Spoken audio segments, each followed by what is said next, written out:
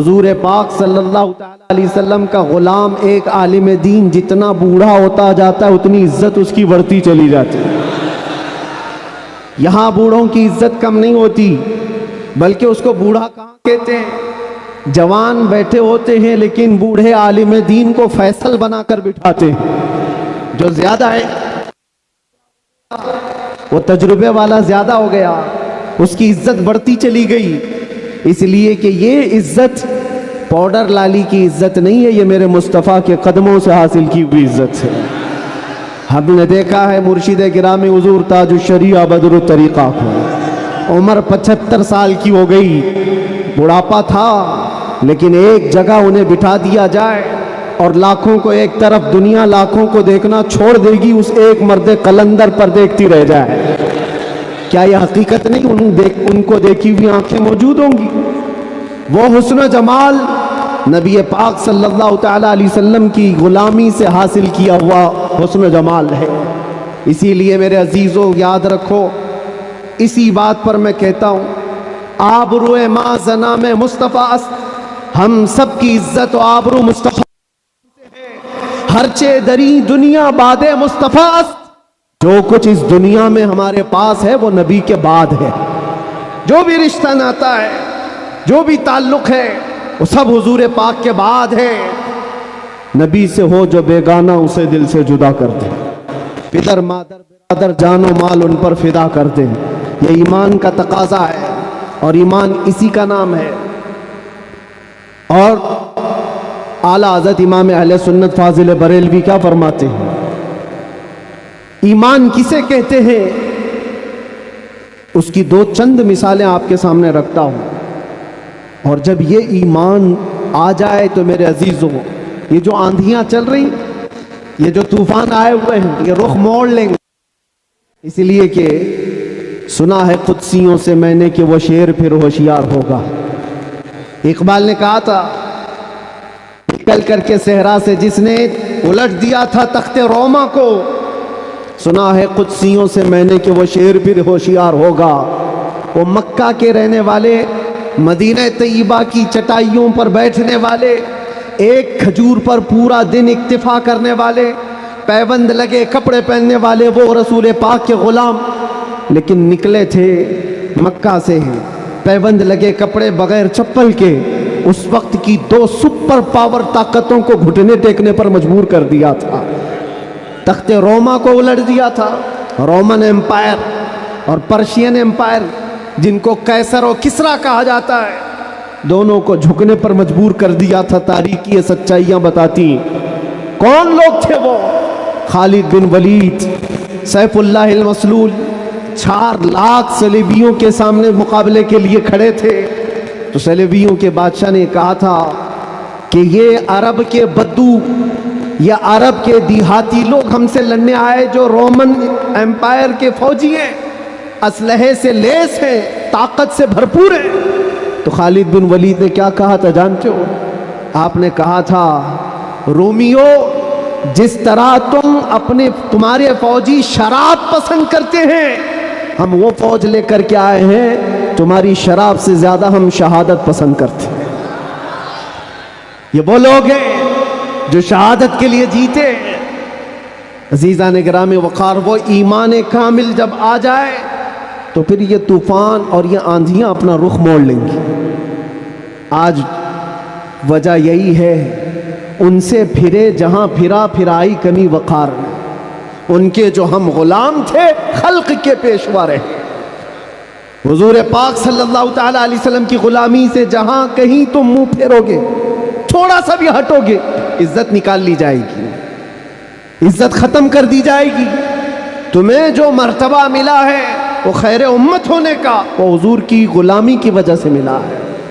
عمر ابن خطاب رضی اللہ تعالیٰ عنہ 36 لاکھ اسکوائر کلومیٹر پر حکومت کرتے تھے۔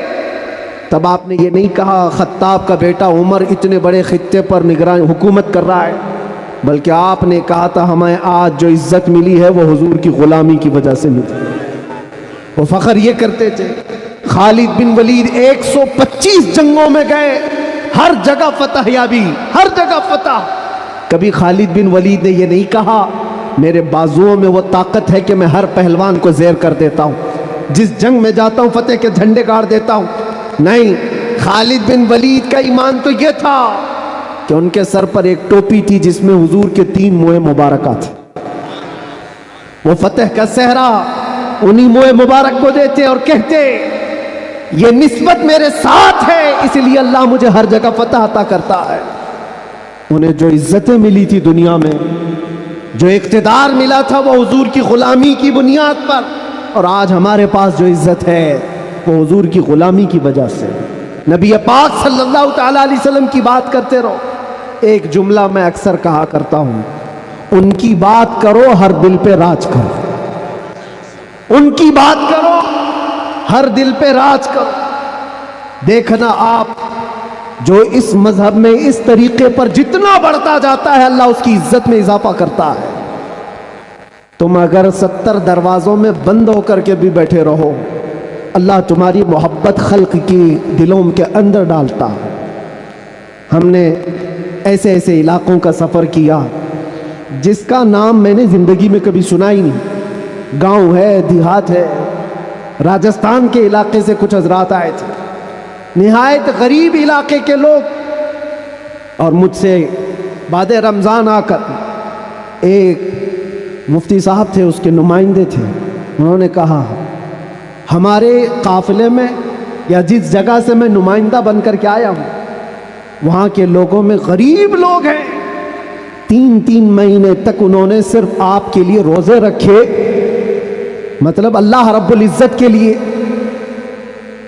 کہ آپ جب اندر تھے ان روزوں کے ذریعے سے اللہ تبارک و تعالی رحم فرمائے۔ یہ باتیں میں نے ایک جگہ سے نہیں، دنیا کے کتنے خطوں سے سنا۔ ہر جگہ سے لوگ یہ جو دعاؤں کا سلسلہ رکھے ہوئے تھے، کس نے ان کو دعاؤں کے لیے آمادہ کیا تھا؟ کون ہے؟ یہ ساری خلقت مجھے پہچاننے والی کیسے بن گئی؟ ان کے دلوں کے اندر کون ڈالا کہ 8 مہینے دروازوں کے اندر ایسا بند تھا کہ میرے بچے مجھے نہیں دیکھ سکتے تھے، میرے بھائی بہن مجھے دیکھ نہیں سکتے، مجھے ملاقات کرنے کی بھی اجازت نہیں دی جاتی، جب اتنے دروازوں کے اندر بند رکھا گیا تھا جہاں چڑیا بھی نہ اڑے۔ لیکن میں نے یہ محسوس کیا لاکھوں دلوں میں اللہ رب العزت نے محبت ڈال رکھی تھی۔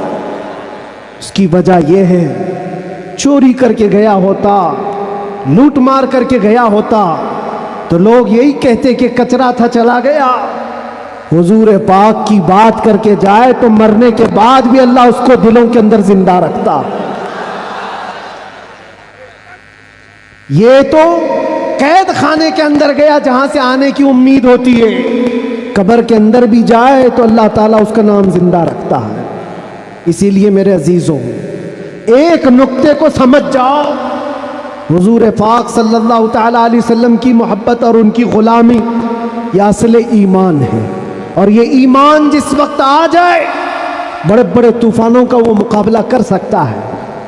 آج پوری دنیا کے مشاہدے سے یہ پتہ چلتا ہے، ہنگامے اتنے ہو چکے، اتنے خطرناک طریقے سے امت کو لرزا دیا گیا ہے، لیکن اس امت کا حال یہ ہے کہ یہ خواب گراں میں ہے، یہ ایک لمبی نیند میں ہے۔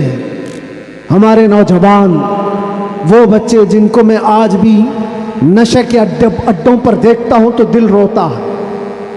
جیل کے قیدیوں میں اکثر وہ لوگ تھے جو نشہ کرتے تھے یا بیچتے تھے، پکڑے گئے اور اندر آئے۔ نام کتنے اچھے ہیں تمہارے اور کام کس طرح کے ہیں۔ کئی لوگوں نے توبہ کیا، لیکن وہ ایک جیل کی بات نہیں، یہاں تقریباً 10 جیلوں میں یہی حال ہے۔ اے نوجوانوں، یاد رکھو ایک بات، اگر حضور سے محبت کرتے ہو تو ہر جمعرات کو تمہارے اعمال فرشتے حضور کی بارگاہ میں لے جاتے ہیں۔ ہر جمعرات کو فرشتے تمہارے نام کے ساتھ حضور کی بارگاہ میں پیش کرتے ہیں، فلاں بن فلاں نے ہفتے بھر یہ کام کیے۔ حضور پاک صلی اللہ علیہ وسلم فرماتے ہیں، میں اپنے ہر امتی کو اس کے باپ کے نام سے پہچانتا ہوں، ہر امتی کو پہچانتا ہوں۔ جب اس کے برے اعمال مجھ تک پہنچائے جاتے ہیں تو مجھے غم ہوتا ہے، میں استغفار کرتا ہوں اللہ کی بارگاہ میں، اور جب اچھے اعمال پیش کیے جاتے ہیں تو اللہ کی بارگاہ میں شکر بجا لاتا ہوں۔ تھوڑا اپنی زندگی کے اوپر نظر ڈال کر دیکھو، کتنے ہفتے ایسے گزر گئے ہوں گے کہ جب ہمارے برے اعمال حضور کی بارگاہ میں پیش کیے جا رہے ہیں۔ کیا یہ اب بھی بدلنے کا وقت نہیں ہے نوجوانوں؟ دنیا یہ چاہتی ہے کہ تم نشے کے اڈوں میں کھوئے رہو۔ کچھ علاقوں میں ایسے بھی میں نے دیکھے ہیں جہاں بڑے بڑے لوگوں کا انہیں سپورٹ ہے کہ کرو تم نشہ، بیچو تم نشہ، تمہاری نسلیں برباد ہو جائیں، تمہارا علاقہ برباد ہو جائے۔ آج سے صرف 70 سال پہلے کی بات ہے، ہمارے اس ملک میں ایجوکیشن لیول اس وقت بھی مسلمانوں کا سب سے اوپر تھا، اور آج آپ بخوبی دیکھ سکتے ہیں کس طرح سے ہمیں پکارا جا رہا ہے، کیسے ہمیں تانے دے کے سارے ڈیبیٹ کیے جا رہے ہیں۔